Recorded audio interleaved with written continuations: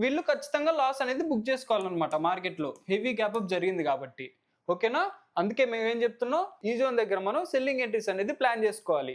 ఇక్కడ ఏం చేయకూడదు మీరు, ఈ జోన్ దగ్గరకు వచ్చినప్పుడు ప్రైజు దాంతో పాటే ఆ సెటప్ ఫామ్ అయ్యేటప్పుడు ప్రైస్లో ఏం జరుగుతుంది అనేది కూడా మీరు గమనించాలండి. ఒకవేళ సెల్లర్స్ అగ్రెసివ్గా ఉంటే ఏం జరగాలి, ప్రైస్లో ఫాల్ వచ్చేయాలి కదా. ఫాల్ రాకుండా ప్రైస్ని అక్కడ హోల్డ్ చేశారు కాబట్టి. హలో అండి, welcome to trading school Telugu. మనమైతే ఈరోజు మార్కెట్ని ఈ వీడియోలో అనాలిసిస్ చేసామండి. ఏమైనా డౌట్స్ ఉన్నాయనుకోండి, ఒకసారి ఆ వీడియో చెక్ చేసి ఈ వీడియోలోకి వస్తే మీకు ఒక క్లారిటీ అయితే వస్తుందండి. ఆ వీడియోలో మనం ఏం అనాలిసిస్ చేసుకున్నాం అండి, మార్కెట్ని ఫాల్ రావడానికి పాసిబిలిటీ ఉందని అనాలిసిస్ చేసుకున్నాం కదా. ఎందుకు ఫాల్ రావడానికి పాసిబిలిటీ ఉందని అనాలిసిస్ చేసుకున్నాం, నిన్న క్లోజింగ్ టైంకి మార్కెట్లో హెవీ సెల్లింగ్ ప్రెజర్ అనేది కనిపించిందండి మనకి. అందుకే ఎప్పుడైతే నిన్నటి లో అనేది బ్రేక్ అయిపోద్దో మార్కెట్, అక్కడ నుంచి ఫాల్ రావడానికి పాసిబిలిటీ ఉందని అనాలిసిస్ చేసుకున్నాం. దాంతోపాటే హైలోకి వచ్చిన తర్వాత ఒక రెసిస్టెన్స్ జోన్ అనేది చెప్పుకున్నాం అండి. ఆ రెసిస్టెన్స్ జోన్ దగ్గరైనా మనం సెల్లింగ్ ఎంట్రీస్ అనేది ప్లాన్ చేసుకోవచ్చు అనుకున్నాం. దాంతోపాటే ఈ వీడియోలో ఇంకో పాయింట్ అనేది డిస్కస్ చేసుకున్నాం అండి. మనం ఓవర్ నైట్ పొజిషన్స్ గురించి కొన్ని పాయింట్స్ అయితే ఈ వీడియోలో డిస్కస్ చేసుకున్నాం అండి. దాంట్లో ఒక పాయింట్ ఏం చెప్పుకున్నాం, మనం నిన్న సెల్లింగ్ ప్రెజర్ కనిపించింది కదా హెవీగా, ఇందులో సెల్లర్స్ అనే వాళ్ళు ఉన్నారు కదా, వీళ్ళకి కూడా తెలీదు మార్కెట్ ఈరోజు హెవీ గ్యాప్ అప్ జరిగిద్దని అని ఆ పాయింట్ అనేది డిస్కస్ చేసుకున్నాం అండి. ఈరోజు అలానే జరిగింది, హెవీ గ్యాప్ అప్ అనేది జరిగింది మార్కెట్లో. ఇక్కడ సెల్ చేసిన వాళ్ళ పరిస్థితి ఏంటి మీరు చెప్పండి. వీళ్ళు ఖచ్చితంగా లాస్ అనేది బుక్ చేసుకోవాలన్నమాట మార్కెట్లో, హెవీ గ్యాప్ అప్ జరిగింది కాబట్టి. ఓకేనా? అందుకే మేమేం చెప్తున్నాం, రేపు గ్యాప్ అప్ అయిద్దా గ్యాప్ డౌన్ అయిద్దా మనకు తెలియదు కాబట్టి ఓవర్ నైట్ పొజిషన్స్ అనేవి క్యారీ చేయొద్దని చెప్తున్నాం అండి నేకెడ్గా. ఓవర్ నైట్ పొజిషన్స్ ఎప్పుడు క్యారీ చేసుకోవచ్చు, మీరు హెడ్జింగ్ పొజిషన్స్ తీసుకున్నప్పుడు మాత్రమే ఓవర్ నైట్ అనేది మీరు క్యారీ చేయాలండి. దీన్ని ఇంకా డీటెయిల్గా మనం ఈ వీడియోలో చెప్పుకున్నాం అండి. ఒకసారి ఆ వీడియో చెక్ చేయండి, మీకైతే మంచి సైకాలజీ బిల్డ్ అయిద్దండి. ఓకే, ఇప్పుడు మనం అనాలిసిస్లోకి అయితే మూవ్ అవుదాం అండి. ఇప్పుడు మనం నిఫ్టీ 5 మినిట్స్ చార్ట్లోకి వచ్చామండి. నేను ఏం అనాలిసిస్ చేసుకున్నాం ఇక్కడ గమనించండి. ఇది సెల్లింగ్ ప్రెజర్ వచ్చిందని చెప్పుకున్నాం కదా, ఇందులో మనకి సెల్లర్స్ అనే వాళ్ళు ఉన్నారు కాబట్టి ఈ రోజు కూడా మనం సెల్లింగ్ సైడ్ ప్లాన్ చేసుకుందాం అనుకున్నాం అండి. దాంతోపాటు ఇక్కడ మనకి ఏముంది, రెసిస్టెన్స్ జోన్ అనేది ఉందండి. సెల్లింగ్ ప్రెజర్ ఎక్కడి నుంచి వచ్చింది మనకి, ఇక్కడ నుంచి హెవీ సెల్లింగ్ ప్రెజర్ అనేది కనిపించింది కదా. అందుకే దీని మొత్తాన్ని కూడా ఒక జోన్ లా కన్సిడర్ చేసుకోండి. ఈ జోన్ దగ్గరికి వచ్చినప్పుడు మీరు సెల్లింగ్ ఎంట్రీస్ ప్లాన్ చేసుకోవచ్చు అని అనాలిసిస్ చేసుకున్నాం అండి. ఇప్పుడు మన అనాలిసిస్ అయితే ఇదండి. ఈ జోన్ దగ్గర మనం సెల్లింగ్ ఎంట్రీస్ అనేది ప్లాన్ చేసుకోవాలి. ఇక్కడ ఏం చేయకూడదు, మీరు ఈ జోన్ దగ్గరకు వచ్చినప్పుడు ప్రైస్ బై ఎంట్రీస్ అనేది ప్లాన్ చేసుకోకూడదండి. ఈరోజు గమనించండి మార్కెట్లో ఏం జరిగిందో, హెవీ గ్యాప్ అప్ అనేది జరిగిందండి. మార్కెట్లో అందరూ ఎలా థింక్ చేస్తారు, హెవీ గ్యాప్ అప్ జరిగింది అంటే మార్కెట్ బుల్లిష్గా వెళ్ళడానికి పాసిబిలిటీ ఉందని అనాలిసిస్ చేసుకుంటారు కదా. వాళ్ళ ఓన్ అనాలిసిస్ ప్రకారం ఇక్కడ బయింగ్ ఎంట్రీస్ ప్లాన్ చేసుకోవాలి అని అనుకుంటారు కదా. ఒకవేళ ఇక్కడ బై చేస్తుంటే ఏం జరిగింది మీరు చెప్పండి, ప్రైస్ అనేది ఫాల్ అయిందండి. ఇక్కడ ఖచ్చితంగా వాళ్ళు లాస్ బుక్ చేయాల్సిందే కదా ఎంతో కొంత. మనం ఎలా అనాలిసిస్ చేసుకున్నాం, ఇది మొత్తాన్ని ఒక సెల్లింగ్ జోన్ లా కన్సిడర్ చేసుకున్నాం కదా. ఇక్కడ మనకి సెల్ ఎంట్రీ రాకపోయినా పర్లేదండి, ఇది గమనించండి జాగ్రత్తగా. ఇక్కడ మనకి సెల్ ఎంట్రీ రాకపోయినా పర్లేదు, బయింగ్ ఎంట్రీలు మాత్రం మీరు ప్లాన్ చేయకూడదండి. ఇక్కడ మనం బై చేయలేదు కాబట్టి కదా మనకి లాస్ అనేది రాలేదు మార్కెట్లో. అందుకే మనం మార్కెట్లో అనాలిసిస్ అనేది చేసుకుంటాం అండి. అనాలిసిస్ చేసుకున్న తర్వాత ఎంట్రీ సెటప్ వచ్చింది అనుకోండి, అప్పుడు మాత్రం ఎంట్రీస్ అనేది ప్లాన్ చేస్తాం. ఓకే, ఇప్పుడు మనకి మార్కెట్లో ఎక్కడెక్కడ ఎంట్రీస్ వచ్చినాయి అనేది డిస్కస్ చేసుకుందాం అండి. ఇక్కడ మన సెటప్ ఒకటి వచ్చింది, మీరు గమనిస్తే ఇక్కడ ప్రైస్ ఫాల్ అయింది, అప్ సైడ్ వచ్చింది. ఇక్కడ చూడండి, ఇక్కడ గమనించండి, ఇదేంటిది మనకి ఒక ట్రయాంగులర్ ప్యాటర్న్ కదా. ఈ triangular pattern at side break అయింది, మనకి డౌన్ సైడ్ బ్రేక్ అయింది కదా. కాబట్టి ఇక్కడ మనం సెల్ ఎంట్రీస్ అనేది ప్లాన్ చేసుకుంటాం అండి. స్టాప్ లాస్ అనేది ఎక్కడ పెట్టుకుంటాం, మనం స్వింగ్ హై అని చెప్పుకుంటాం కదా. ఇక్కడ స్వింగ్ ఎక్కడ ఉంది, ఈ స్వింగ్ అనమాట. ఇక్కడ మీరు ఎంట్రీ అనేది ప్లాన్ చేసుకున్నారు అనుకోండి, మీ స్టాప్ లాస్ అనేది ఈ స్వింగ్ హైలో పెట్టుకుంటే ఈ ట్రేడ్ లో మనకి 1:1 రిస్క్ రివార్డ్ అనేది మెయింటైన్ అయిద్దండి. ఇక్కడ గమనించండి మనకి ఏం జరిగింది, ట్రెండ్ సెటప్ అనేది వచ్చిందండి. ఇక్కడ మరి సెల్ ఎంట్రీ ప్లాన్ చేసుకుంటే స్టాప్ లాస్ ఎక్కడ పెట్టుకుంటాం, మనం ఈ స్వింగ్ హైలో స్టాప్ లాస్ అనేది పెట్టుకుంటాం. ఏం జరిగింది, ఈ ట్రేడ్ లో మనకి వచ్చి స్టాప్ లాస్ అనేది హిట్ అయిందండి మార్కెట్. ఓకేనా? ఇక్కడ ఎందుకు స్టాప్ లాస్ హిట్ అయింది అనేది మీ ఓన్ గా మీరు అనాలిసిస్ చేసుకున్నారనుకోండి, ఎక్కడెక్కడ బెస్ట్ గా వర్క్ అవుతుంది ఈ ట్రెండ్ సెటప్ అనేది మీకు అర్థమైద్దండి. జనరల్ గా ట్రెండ్ సెటప్ ఎక్కడ బెస్ట్ వర్క్ అయింది, జోన్స్ దగ్గర వర్క్ అయిద్దండి. సెల్లింగ్ సైడ్ ఏమో ఇలా అనమాట, మరి బయింగ్ సైడ్ సపోర్ట్ జోన్ దగ్గర అనమాట. ఇలా సెటప్ అనేది ఎక్కడెక్కడ బెస్ట్ వర్క్ అవుతుంది అని అర్థం చేసుకొని, దాంతో పాటే ఆ సెటప్ ఫామ్ అయ్యేటప్పుడు ప్రైస్ లో ఏం జరుగుతుంది అనేది కూడా మీరు గమనించాలండి. బయర్ స్ట్రెంత్ ఎలా ఉంది, ఇక్కడ సెల్లర్ స్ట్రెంత్ ఎలా ఉంది, మనం ఎట్ సైడ్ ప్లాన్ చేసుకుంటున్నాం. ఇక్కడ మనం సెల్లింగ్ సైడ్ ఎంట్రీ అనేది ప్లాన్ చేసుకుంటున్నాం. సెల్లర్స్ అనే వాళ్ళు అగ్రెసివ్గా ఉన్నారా లేదా అది చూసుకోవాలి. లేదు ఒకవేళ మనం బయింగ్ సైడ్ ఎంట్రీ ప్లాన్ చేసుకుంటున్నాం అనుకోండి, బయర్స్ అనే వాళ్ళు అగ్రెసివ్గా ఉన్నారా లేరా, ప్రైస్ ఎక్కడ ఉంది, జోన్ దగ్గర ఉందా లేదు జోన్ కి దూరంగా ఉందా, ఇలా మన సెటప్ అనేది ఎక్కడెక్కడ బెస్ట్ వర్క్ అవుతుంది. ఒకవేళ రాంగ్ అయింది అనుకోండి, అక్కడ ఎందుకు రాంగ్ అయింది అనేది కూడా అనాలిసిస్ చేసుకొని మీ సెటప్ అనేది బిల్డ్ చేసుకున్నారనుకోండి మీ ఓన్గా, మార్కెట్ మీద మీకు ఒక కాన్ఫిడెన్స్ అనేది బిల్డ్ అయిద్దండి. ఎక్కడ పడితే అక్కడ మీరు ఎంట్రీస్ అనేది ప్లాన్ చేసుకోరనమాట. మీ సెటప్ కరెక్ట్గా వచ్చినప్పుడు మాత్రం ఎంట్రీస్ అనేది ప్లాన్ చేసుకుంటారు. ఇలా మీరు ప్రాబిలిటీని అనేది ఇంక్రీజ్ చేసుకోవచ్చు అండి ట్రేడింగ్లో.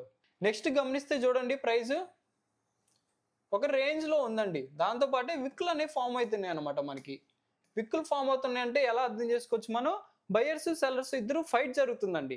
ఇద్దరి మధ్య ఫైట్ జరుగుతుందంటే మనం వెయిట్ చేయాలన్నమాట మార్కెట్లో. అంటే ఎట్ సైడ్ ఎంట్రీస్ అనేది ప్లాన్ చేసుకోకూడదు. ఇలాంటి సిచ్యువేషన్లో ఎవరి సైడ్ అయితే మార్కెట్ మూవ్ అయిద్దో అటు సైడ్ ఎంట్రీస్ అనేది ప్లాన్ చేసుకోవాలండి. ఎగ్జాంపుల్గా ప్రైస్ అనేది అప్ సైడ్ బ్రేక్ అయింది అనుకోండి, బయర్స్ గెలిచినట్టు కదా ఈ ఫైట్లో, అక్కడ నుంచి మనం బయింగ్ ఎంట్రీస్ అనేది ప్లాన్ చేసుకుంటాం. లేదు సెల్లర్స్ అనే వాళ్ళు గెలిచారనుకోండి, ప్రైస్ డౌన్ సైడ్ బ్రేక్ అయ్యి మంచి క్యాండిల్ క్లోజ్ అయింది కదా, అక్కడ నుంచి మనం సెల్లింగ్ ఎంట్రీస్ అనేది ప్లాన్ చేసుకుంటాం అనమాట. ఫైట్ జరిగేటప్పుడు వెయిట్ చేస్తాం. ఫైట్ అని ఎలా అర్థమైంది, మనకి ప్రైస్ అంతా ఒక రేంజ్లో ఉంటూ విక్లు అనేవి ఫామ్ అవుతూ ఉంటాయండి. మనకి అప్ సైడ్ అయినా సరే డౌన్ సైడ్ అయినా సరే ఇది ఫైట్ కింద కన్సిడర్ చేసుకుంటాం అనమాట మనం. ఓకే, రేపు మనం ఎట్ సైడ్ ప్లాన్ చేసుకోవాలనేది ఢిల్లీలోకి వెళ్ళి అనాలిసిస్ చేసుకుందాం అండి క్లారిటీగా. ఓకే, ఇప్పుడు మనం నిఫ్టీ డైలీ టైంలోకి వచ్చామండి. ఇక్కడ గమనించండి, మాకు ఏ క్యాండిల్ ఫామ్ అయింది, ఒక డోజీ క్యాండిల్ అనేది ఫామ్ అయిందండి. కాకపోతే ఇక్కడ మీరు సైకాలజీని అనేది అర్థం చేసుకోవాలండి. ఇక్కడ సైకాలజీ ఏముంది, మనకి నిన్నేం చెప్పింది, మనకి మార్కెట్ ఫాలో అవుతా అని చెప్పింది కదా, సెల్లింగ్ ప్రెజర్ అనేది కనిపించిందండి. ఈ రోజు ఏం జరిగింది, ఒక హెవీ గ్యాప్ అప్ అనేది జరిగిందండి. ఓకే, గ్యాప్ అప్ జరిగింది. దాని తర్వాత ఏం జరిగింది, మనకి ప్రైస్ అనేది హాల్ట్ అయిందండి అక్కడ. అంటే ప్రైస్ ని అక్కడ హోల్డ్ చేశారనమాట బయర్స్ సెల్లర్స్ ఇద్దరు. ఒకవేళ సెల్లర్స్ అగ్రెసివ్గా ఉంటే ఏం జరగాలి, ప్రైస్ లో ఫాల్ వచ్చేయాలి కదా. ఫాల్ రాకుండా ప్రైస్ ని అక్కడ హోల్డ్ చేశారు కాబట్టి ఇక్కడ నుంచి మార్కెట్ అప్ సైడ్ వెళ్ళడానికి పాసిబిలిటీ ఉందని అర్థం చేసుకుంటాం మనం. అక్కడ సెల్లర్స్ ఎవరు సెల్ చేయట్లేదు కదా, అలా అన్నమాట. దీన్ని ఇంకా క్లియర్ గా మనం 5 minutes లోకి వెళ్ళి జోన్స్ తో పాటు మాట్లాడుకుందాం అండి. ఓకే, ఇప్పుడు మనం నిఫ్టీ 5 minutes చార్ట్లోకి వచ్చామండి. రేపు అనాలిసిస్ గమనించాం అనుకోండి, మనం ఇక్కడ ఏముంది, మనకి ఇందాక డిస్కస్ చేసుకున్నాం కదా, ఒక రేంజ్ అయితే ఉందండి. ఈ రేంజ్ ఎప్పుడైతే మార్కెట్ అప్ సైడ్ బ్రేక్ ఇచ్చిద్దో అప్ సైడ్ వెళ్ళడానికి పాసిబిలిటీ ఉందని అర్థం చేసుకుంటున్నాం అండి. అక్కడ నుంచి మనం బయింగ్ ఎంట్రీస్ అనేది ప్లాన్ చేసుకుంటున్నాం. కాకపోతే ఇక్కడ మీరు గమనించారనుకోండి, ఈ రేంజ్ బ్రేక్ అవగానే ఏముంది, మనకి ఇక్కడ ఒక రెసిస్టెన్స్ జోన్ అనేది ఉందండి. కాబట్టి ఈ రెసిస్టెన్స్ జోన్ దగ్గర కొంచెం వెయిట్ చేయండి. ఎప్పుడైతే మార్కెట్ ఈ జోన్ కూడా బ్రేక్ చేసిద్దో ఒక మంచి గ్రీన్ క్యాండిల్తో, అక్కడ నుంచి మనం బయింగ్ ఎంట్రీస్ అనేది ప్లాన్ చేసుకోవచ్చు. ఎంత ఉంది మనకి రెసిస్టెన్స్ జోన్, ఇక్కడ 24,920 అండి. ఈ జోన్ అప్ సైడ్ బ్రేక్ అయింది అనుకోండి, ఎక్కడి వరకు వెళ్ళడానికి పాసిబిలిటీ ఉంది, మనకి నెక్స్ట్ రెసిస్టెన్స్ జోన్ ఉంది కదా, ఎక్కడ ఉందండి, 25,030. ఎప్పుడైతే మార్కెట్ ఈ జోన్ బ్రేక్ చేసి అప్ సైడ్ వస్తుందో ఇక్కడ లైట్ ఫాల్ అవడానికి పాసిబిలిటీ అనేది ఉందండి. కాకపోతే అక్కడ మీరు సెల్ ఎంట్రీస్ అనేది ప్లాన్ చేసుకోవద్దు. ఎప్పుడైతే ప్రైస్ లోలోకి వస్తుందో లోలోకి వచ్చిన తర్వాత బై ఎంట్రీస్ అనేది ప్లాన్ చేసుకోండి. అక్కడ నుంచి ప్రైస్ అప్ సైడ్ వెళ్ళడానికి పాసిబిలిటీ అనేది ఉంది.